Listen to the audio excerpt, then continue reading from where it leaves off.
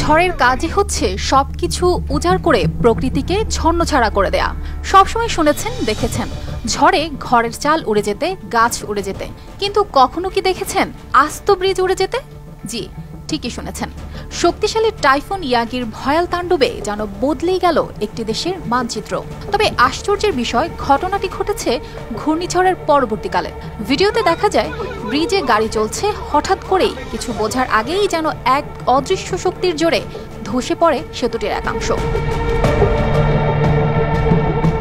আর এমন ঘটনার রাজসাক্ষী ছিল ভিয়েতনামবাসী।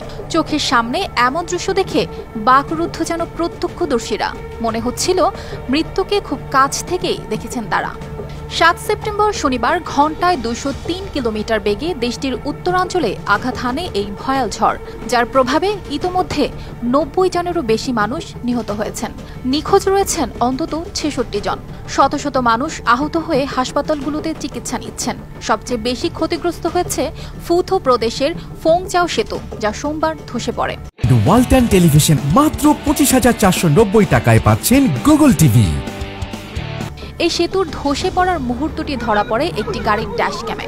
ভিডিওতে দেখা যায় সেতুর একটি অংশ হঠাৎ করে ভেঙে পড়ে এবং কিছু যানবাহন নদীতে পড়ে যায়।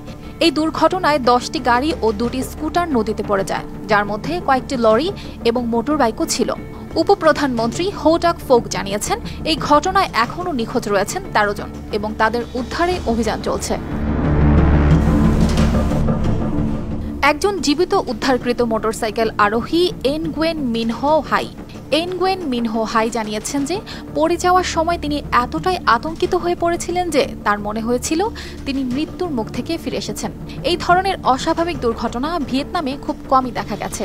সেনাবাহিনীকে দ্রুত ধসে পড়া সেতুর অংশে পন্টুন নির্মাণের নির্দেশ দেওয়া হয়েছে, যাতে তল্লাশি এবং উদ্ধার কাজ দ্রুত সম্পন্ন করা যায়। টাইফুন ইয়াগি, যা গত ৩ দশকের মধ্যে ভিয়েতনামে আঘাত হানা সবচেয়ে শক্তিশালী ঝড়। বিদ্যুৎ বিভ্রাটের কারণে প্রায় ১৫ লাখ মানুষকে অন্ধকারে দিন কাটাতে হচ্ছে। ঝড়ের ফলে ৪৪ জন ভূমিধস এবং আকস্মিক বন্যায় প্রাণ হারিয়েছেন। এছাড়া ঝড়ের কারণে স্যামসাং এবং ফক্সকনের মতো বিশ্বখ্যাত প্রযুক্তি কোম্পানিগুলোর উৎপাদন কেন্দ্রগুলিতে বড় ধরনের বিঘ্ন ঘটেছে। জলবায়ু বিশেষজ্ঞদের মতে, জলবায়ু পরিবর্তনের কারণে টাইফুনগুলো এখন উপকূলের কাছাকাছি আরও শক্তিশালী হয়ে উঠেছে এবং বেশি সময় ধরে স্থলভাগে অবস্থান করছে। ইয়াগি দক্ষিণ চীন সাগরে আঘাত হানা একমাত্র 4টি ক্যাটাগরি 5 সুপার টাইফুনের মধ্যে একটি। এই ঝড়টি ২০১৪ সালের পর হাইনান প্রদেশে আঘাত হানা সবচেয়ে শক্তিশালী টাইফুন। এদিকে টাইফুন ইয়াগির প্রভাবে ফিলিপাইন, হংকং, ম্যাকাও এবং দক্ষিণ চীনেও ব্যাপক ক্ষয়ক্ষতি হয়েছে।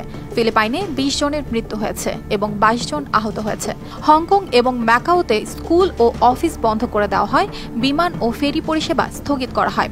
হাইনান প্রদেশে প্রায় ৪,২০,০০০ মানুষকে নিরাপদ স্থানে সরিয়ে নেওয়া হয়েছে। বিদ্যুৎ বিচ্ছিন্ন হয়ে পড়েছে চীনের বিভিন্ন অঞ্চল এবং জরুরি অবস্থার জন্য প্রস্তুত রাখা হয়েছে স্থানীয় প্রশাসনকে। অর্পিতা জাহান, RTV।